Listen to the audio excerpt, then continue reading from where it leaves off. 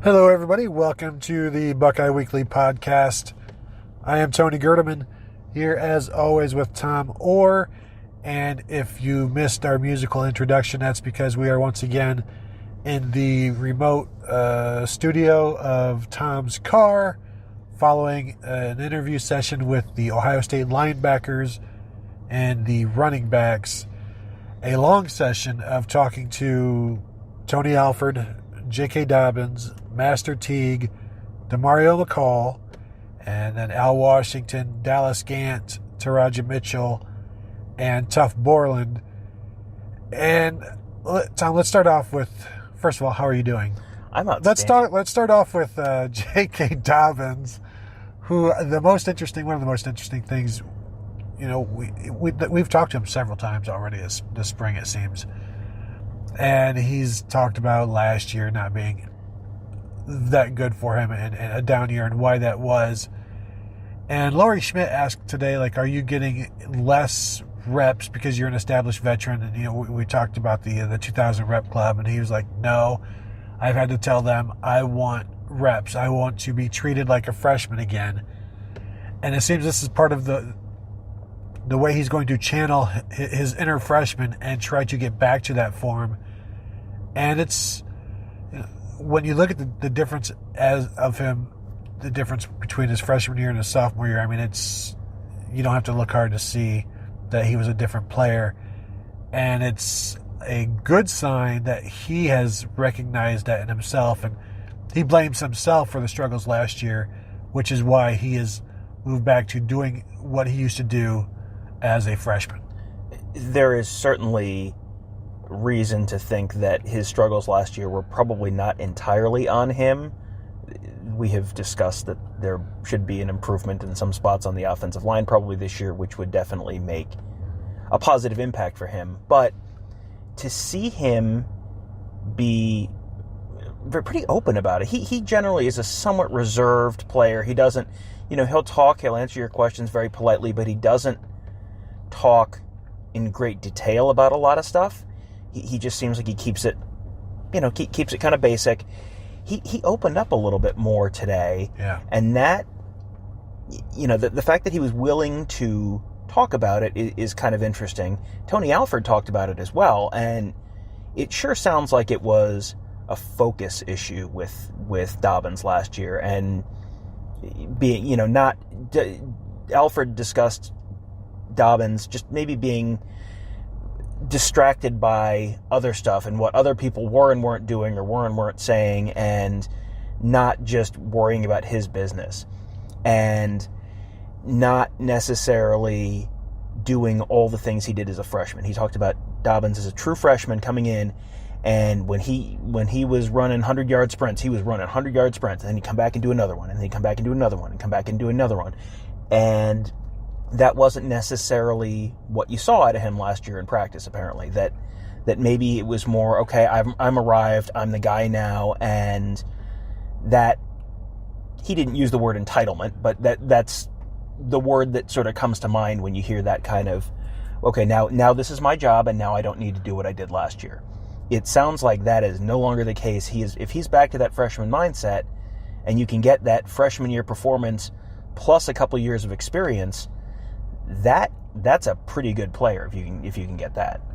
Yeah, he was also talking about splitting reps last year, and I like how he says that it did affect him, but he wasn't against splitting reps. He always talks about how he's a team player, and everybody says that about him.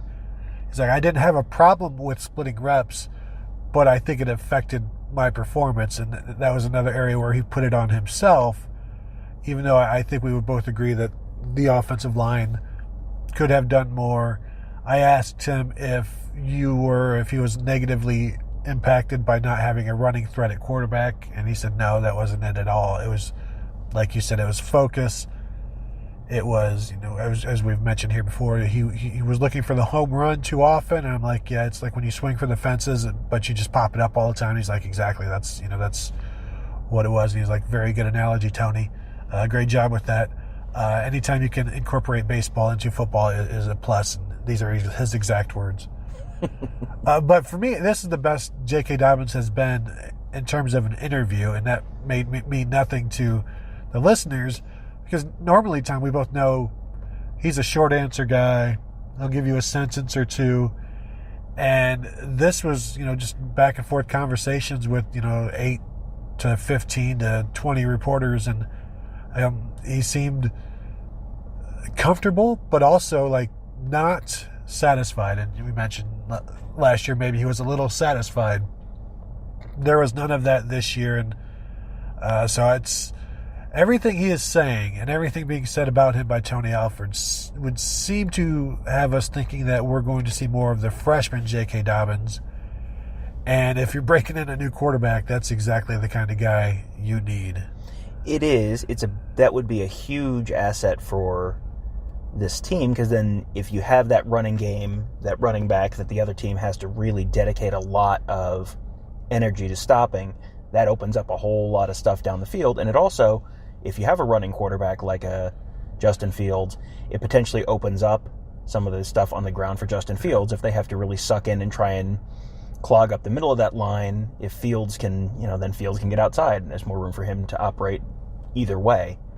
And the other thing that's worth thinking about is this is potentially a contract year for Dobbins. He has not talked, as far as I've heard, openly about the fact that this is his last year. But if you are a top level running back, you only have so many carries.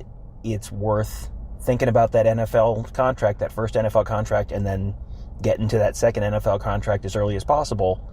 Getting there as quick as you can. And so, like I said, he has not said this is his last year, but it would not surprise me if this was his last year.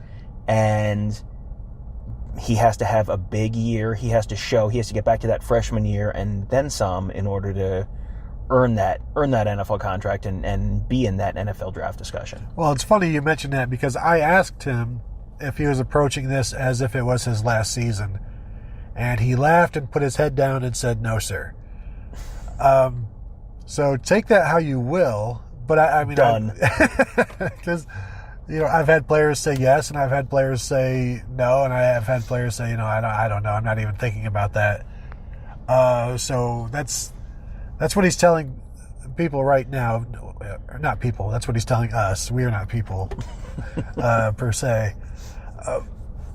We also talked to Master Teague, Demario McCall. Demario is banged up right now, and JK was getting asked quite a bit about him, and every time he'd be like, well, he's not really playing yet, but when he does get ready, when he is able to play, he's going to be very good. Demario has always been a fan favorite and is a guy who may be the most explosive guy on the offense. And when you think of what he could do in this offense with Ryan Day leading the charge, it's exciting to think about, and it has to be exciting for him. Were you over there talking to him at all, or was that Caroline? That was Caroline talking to Demario. What did Tony Alford have to say about him? Oh, Tony Alford, Tony Alford got legitimately excited talking about Demario McCall. He views Demario McCall as a 3-down running back. There was sort of the question, is he that Darren Sproles kind of third down back where he's going to be, just a threat out of the backfield? Tony Alford said no, he can be an every down back. And what gets Alford excited is how much of a mismatch issue that can create. I mean, think back to last year on the other side of the ball. Every once in a while you'd see Pete Warner flanked out real wide against a running back because they had I don't remember that. You may recall, and that was one of those things that Ohio State called timeout sometimes when they saw that happen. Like, no, this is not a good thing at all. We do not want this. And now they have potentially, Tony Alford thinks they have that guy in Demario McCall who can create that kind of mismatch for the other team. You line him up at running back, you motion him out of the backfield, all of a sudden there's a linebacker against him split out wide somewhere. That is not a winning formula for the opposition. So if you have a chance to be on the other side of the equation, even if it just means making that opponent burn a timeout, that's a win every time. We'll get to the linebackers in a bit, but Al Washington, I think 3 times today, brought up Rondale Moore. from Purdue, to give you an idea of what they're thinking about on defense. And I think DeMario, while he's strictly at running back right now, has that same kind of explosive ability and, as you said, mismatch potential. Master Teague, Tony Alford was saying, he's doing well. J.K. Dobbins had nothing but good things to say about him. He's a bigger guy now, probably 215-ish, 220. And in terms of, the running backs, he is the biggest for now. And I wonder if he is going to be used in that way, or if they'll just continue to, maybe Justin Fields becomes the power back. But this is an opportunity this spring for him to show that, I have a role here. I may not, if they're talking about splitting carries with DeMario and JK, which I would expect more the 2017 splitting of carries where, Mike Weber had about 100 carries in 2017. I think that would be better for JK if that's where DeMario was, as opposed to like 150 and 200 or whatever, or however it was split up. However it was split up last year was not advantageous to Dobbins, whereas, a 2-to-1 type of thing instead of a 1.5 to 1 would be better for him. But Master T could show this spring that, even if I am the number 3, I still have an opportunity to help this team, and I don't just need fourth quarter carries or a spare carry here or there when somebody's tired. I can be a guy who can be called on, can be relied upon, and then as he builds, I can be that short yardage guy. Then he can become I can be that every down guy, and show you that you could give me a series in the second quarter, and you wouldn't be the worse off for it.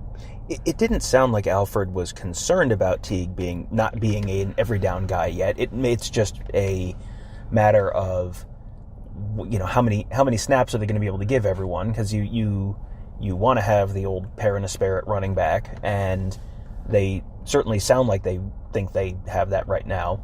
But getting 3 guys carries is not easy. I mean, you've seen Alabama try and juggle that, and it's like, even when they are really pretty evenly splitting carries, a lot of times, you have a very talented running back who's getting 8 carries a game or 10 carries a game, and that's not a ton of opportunities, but you've also seen the advantages of that.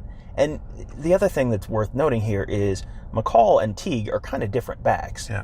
Teague, like you mentioned him as a short yardage guy, DeMario McCall is not a guy that you want to be running between the tackles necessarily in short yardage.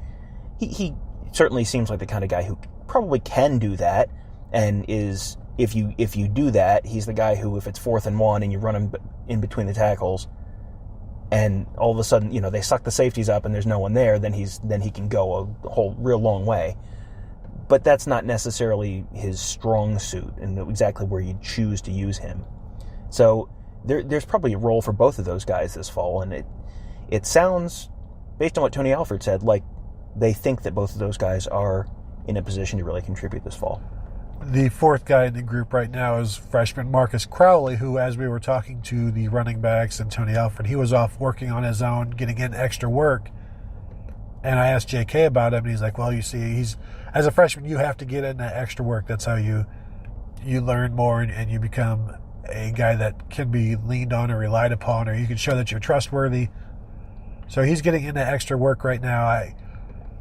Everybody likes to talk about the freshmen during spring, and he's in a position where can you swim uphill? If you can, he's kind of swimming uphill right now, and they don't need him this year, I don't think. At least you would think they do, unless something happens. But I think he'll be going through this always makes them better in the fall, makes the player better in the fall, keeps them ahead of the guy that maybe they're coming in with, Steel Chambers. But really not much to say about Marcus Crowley at this point, other than he's a freshman and he's performing like a true freshman in March. You heard exactly from Tony Alford what you would expect to hear from a coach in March about a true freshman who enrolled early. He literally gave the drinking from a fire hose cliche. So It was exactly the answer you always hear with these guys, and this is a big jump for these players. And the early feedback on Crowley is basically like, yeah, this is what you'd expect to see. And if you continue to be what they expect to see, that means in your second year, you're potentially ready to maybe contribute in some kind of a meaningful way, like Teague is this year. Teague talked about the difference between last spring and now, and understanding the offense and understanding how all the pieces fit together and why that's so important. Because he said last year, during the season, he knew what he was supposed to do. And now, as the season progressed, he understood what everyone else was supposed to do. And as a running back, if you understand what the offensive line is doing on every play, and understand why they're doing it, what they're doing, and why they're doing it, that helps you anticipate, because then you're not looking for a hole. You know the offensive line is trying to make a hole here. I am going to go here, and that means even if the hole isn't opened up yet, you can anticipate the fact it's going to open up. You get there quicker. The defense has less time to react.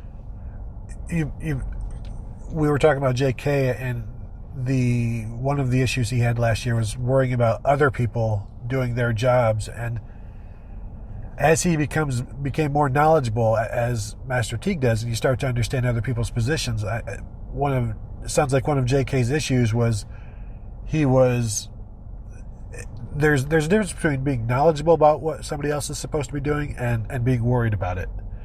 And being worried about it means that you don't necessarily have that trust or that expectation that something is going to get done.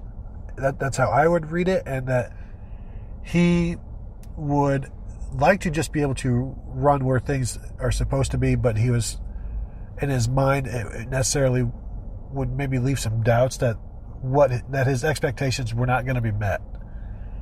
And that'll be an interesting conversation for J.K. and Master Teague and Tony Alford, now that Tony Alford has seen, because Tony Alford took blame for it as well. That anything that happens in the room or with his running backs, or if there's paralysis by analysis, and we'll get to the defense in a second. But that's on him. And now that he's seen that with J.K., I think it helps him to warn Master Teague of that, Marcus Crowley, Steele Chambers, even Demario McCall. But J.K. is also a guy, when he first came in, and I know the running backs are drinking through a fire hose, but J.K. was one of the rare ones who Urban Meyer was like right away, like he knew he had something. And we saw that his freshman year, and I really do think we'll see that this year. Anything else with Alford or the running backs before we move to what everybody else wants to talk about? The only other thing that was kind of note, this was something that we had pretty much heard before, but Steele Chambers is going to start as a running back. He was also considered a potential linebacker. He's going to start at running back. I asked Tony Alford, so are you going to have to fight the defensive coaches to keep him? And he kind of laughed and thought they would probably be pushing for him, but he said he was going to be able to keep him. And then he yelled over to Al Washington that we were trying to get them to fight, which I don't know about you, but I would not want to fight Al Washington. Tony Alford is a solid dude. He was a college running back, but I would not want to fight Al Washington. Yeah, Al Washington probably has him by 10, 12 years. And as every linebacker said, Al Washington has a lot of energy. And the last thing you want to do is fight somebody with a lot of energy. You should pick a low energy, slow, dim-witted, oafish. I feel like I'm just describing myself. I thought we were going to have a transition to the difference in linebacker coaching, or I don't know what. No, this is just a self-reflection time for me right now. So Al Washington, just so you guys know, when we talk to coaches, we may talk to them, assistant coaches, and we may get them for 10 or 15 minutes. Today, we went long because there's a lot to talk about, and Al Washington ended up talking for 26 minutes, and Tony Alford talked for over 20 minutes, and it was clear that they missed us, for one. But there is a lot to talk about with the linebackers, and we also talked to, as I mentioned, Tuff Borland, Dallas Gant, and Taraja Mitchell. Tuff Borland was first out, and he talked about how the defense now allows them to play faster, and it's simpler and allows them to play faster. So I asked him, what was it about last year's defense that did not allow the linebackers to play faster? And his answer was, I don't know. And Tough Borland is a guy who I believe he knows everything about the defense and knows everything that went wrong and knows why it went wrong and is always a good soldier. Maybe that's why he's going to be like a 3-time captain. Because when you ask him, like, well, why did this not work? Yeah, I'm not going to tell you that. Basically, I have no reason to give you an answer here, so I'm just going to say, yeah, I don't know, I can't tell you, or, I don't want to get into the scheme. That's another thing. They don't want to get into the nuts and bolts of stuff, and it's like they're protecting us. Like, well, I don't want to, fracture your brain by telling you about football, and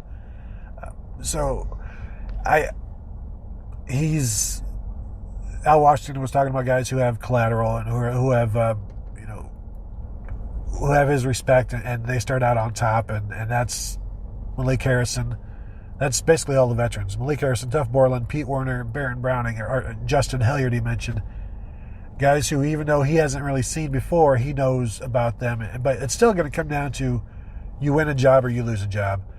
With Tough, as we keep saying, there's no reason to expect him not to be the starting middle linebacker until we see him not the starting middle linebacker. And if things are better for him in terms of scheme-wise, then maybe we see a return to form of 2017 and even better than that. Maybe. I mean, there's a lot that can change there that it's worth not judging Tough Borland based solely off of 2018. You've got, coming back from the Achilles injury, you've got a new position coach, you've got a new defensive scheme, you've got new defensive coordinators. There's a whole lot that's going to be different for him. So don't completely write him off. I mean, we've talked about Garyon Conley earlier in his career, or Marshawn Lattimore earlier in his career, and the second year or third year version of that player was not necessarily the final version of that player. Look at Cardale Jones, for crying out loud. Yeah.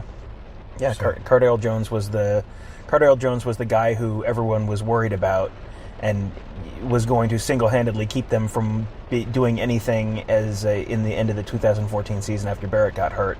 And then a month and a half later, he's this Ohio State folk legend forever. Yeah. So one day the 12 will be in Ohio Stadium. So that's tough.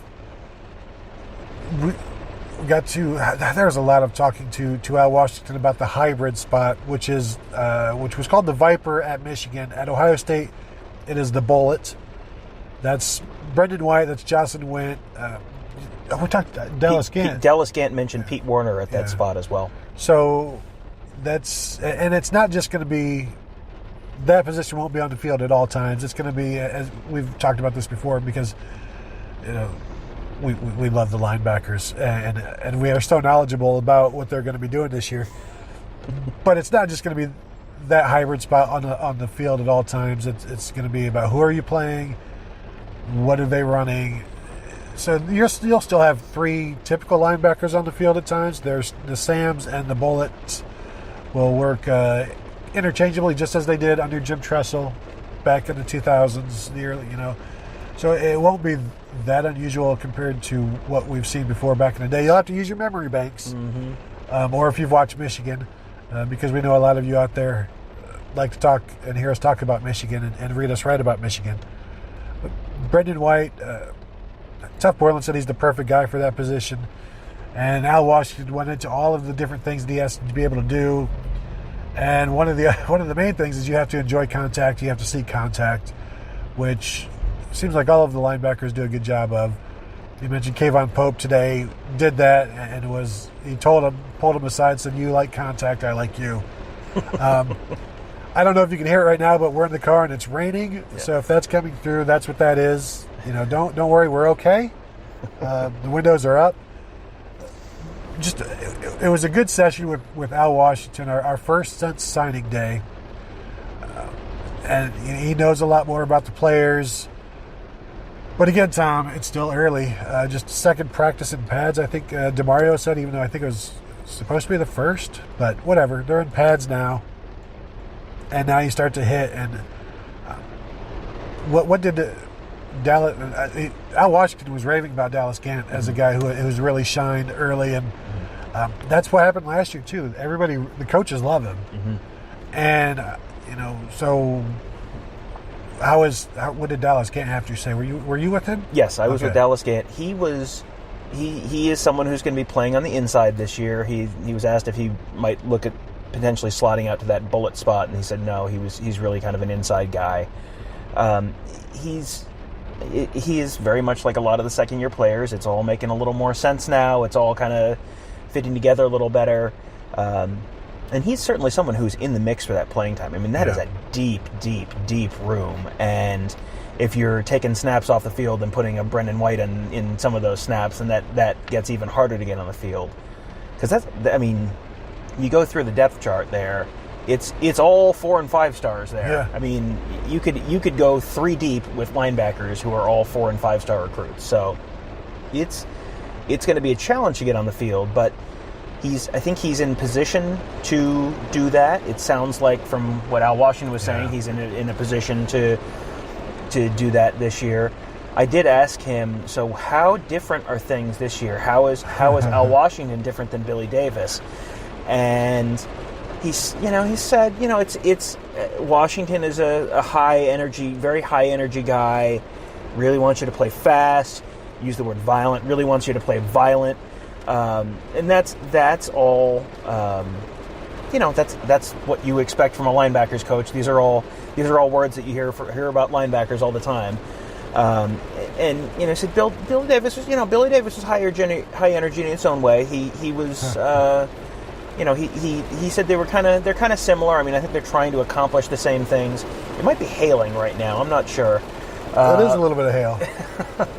We're still safe. Last time it was tornado sirens. This time, the great outdoors does not like our podcast. I don't know.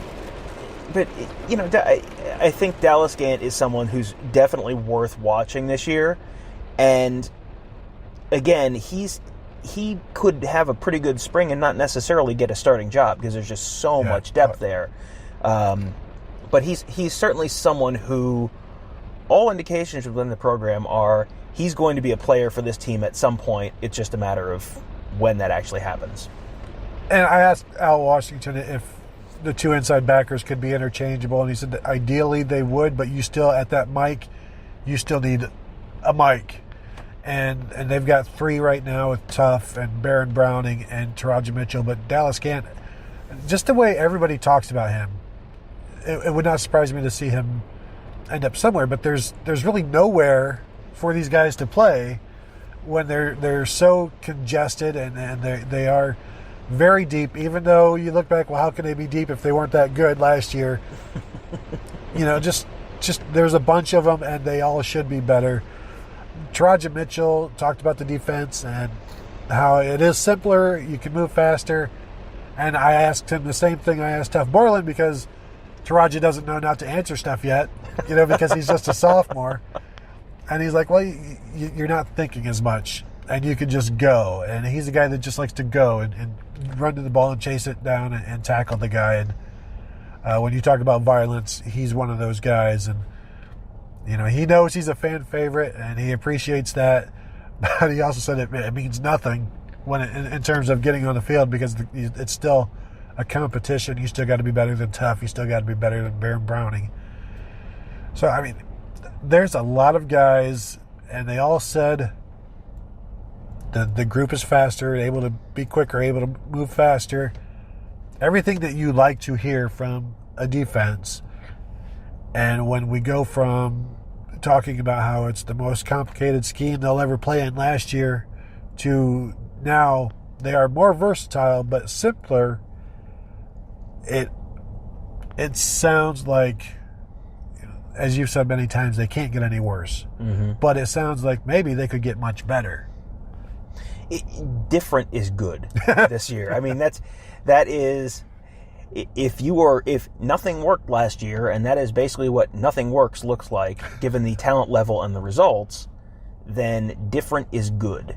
So they're trying a whole bunch of different stuff this year, and it seems like they're addressing some of the issues from last year, and there's certainly a danger of overcorrecting and being too simple. Yeah. We've talked about that in the past, but they have warned against that. Yeah, but there's a long way. Given the talent level that this team has, you would have to overcorrect pretty spectacularly to have results from a simple defense, a simple, fast defense that were as bad as last year's complicated. Slow. I mean, they got off the field fast a few times, not in the way they would have chosen. But come on. This is a family show.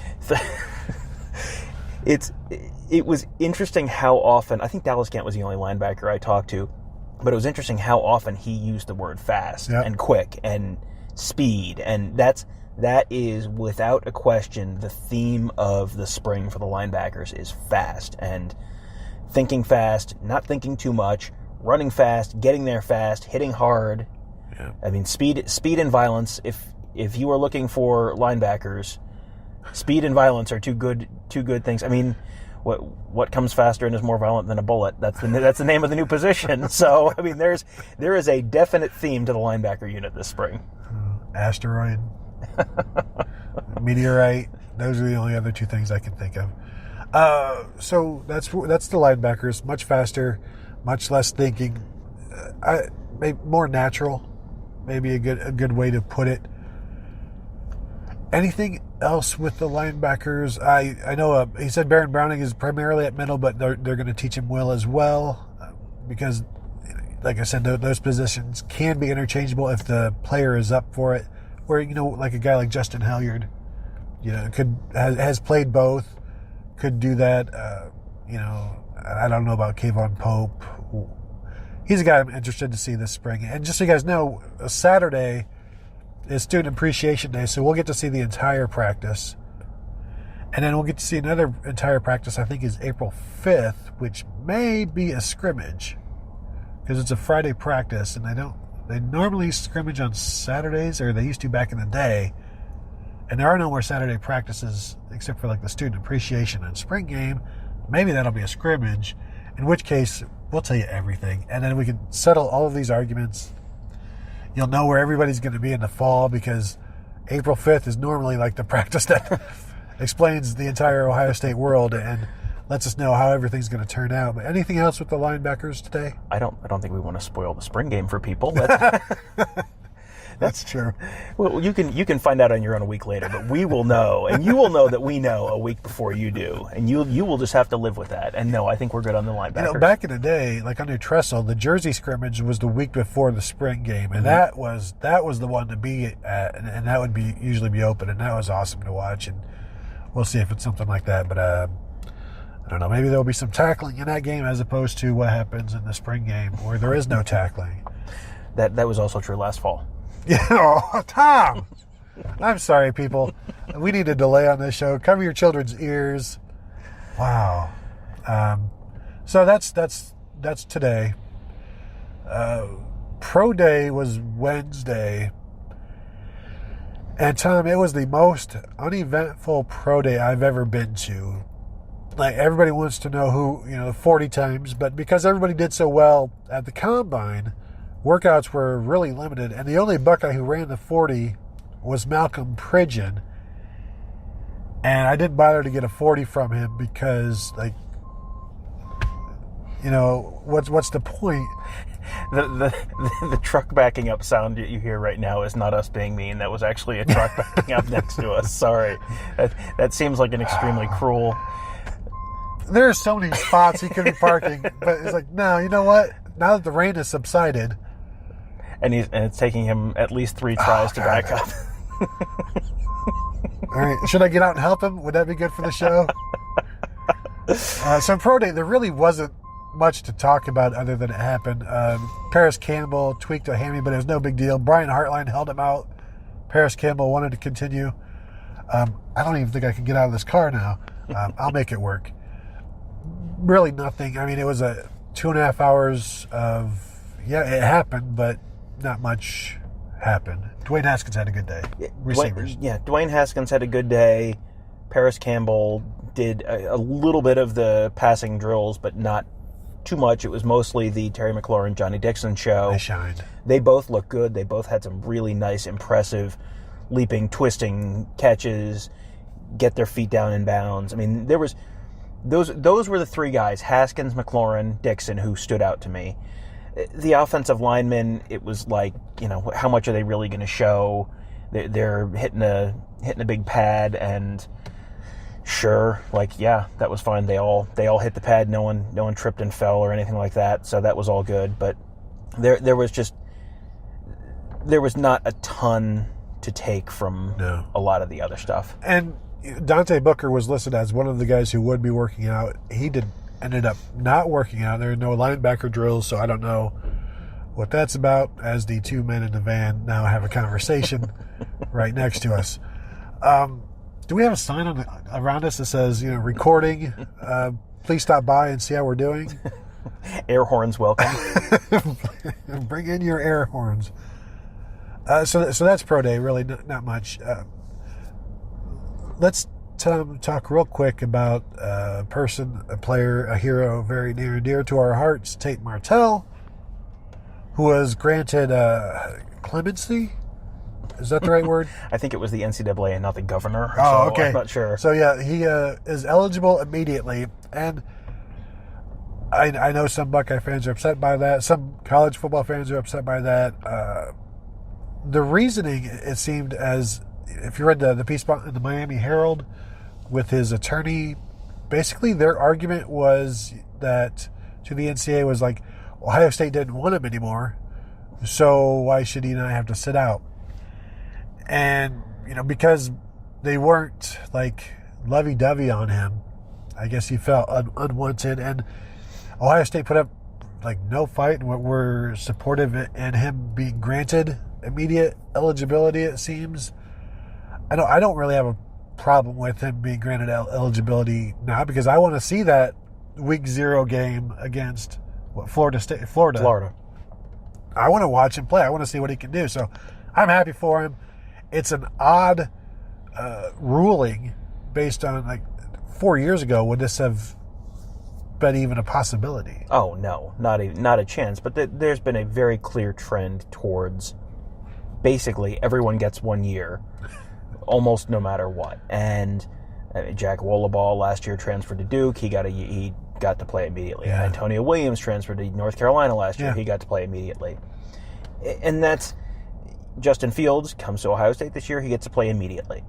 And it sure seems like the trend there is, if your old school doesn't object or doesn't try to block you, then you're probably going to get it.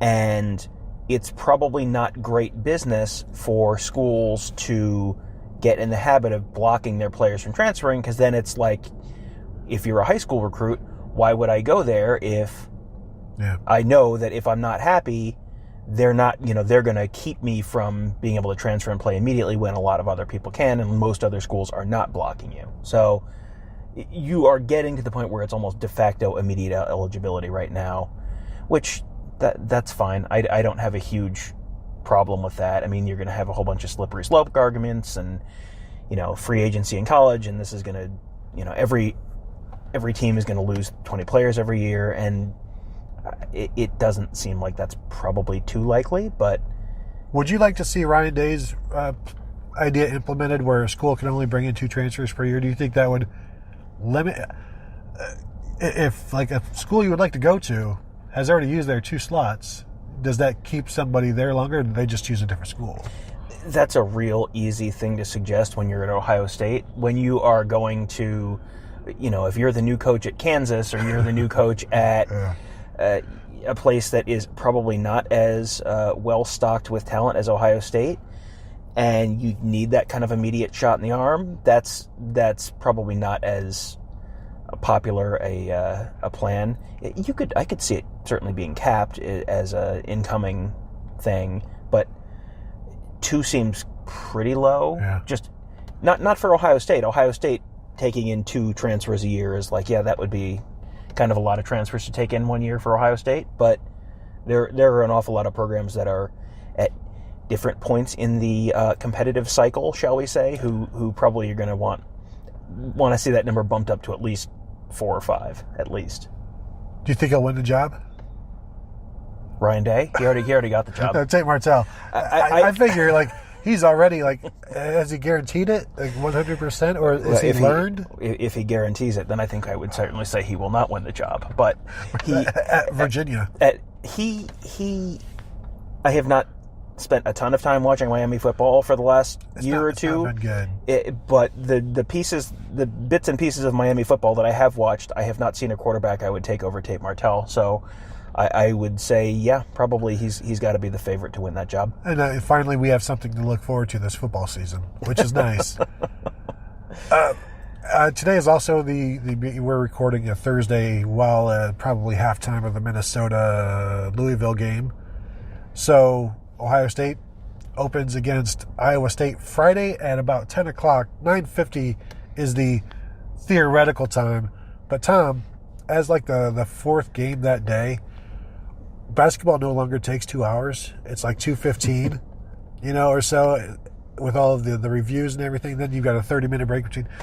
If this game tips off before 11:30, I'll be pleasantly surprised.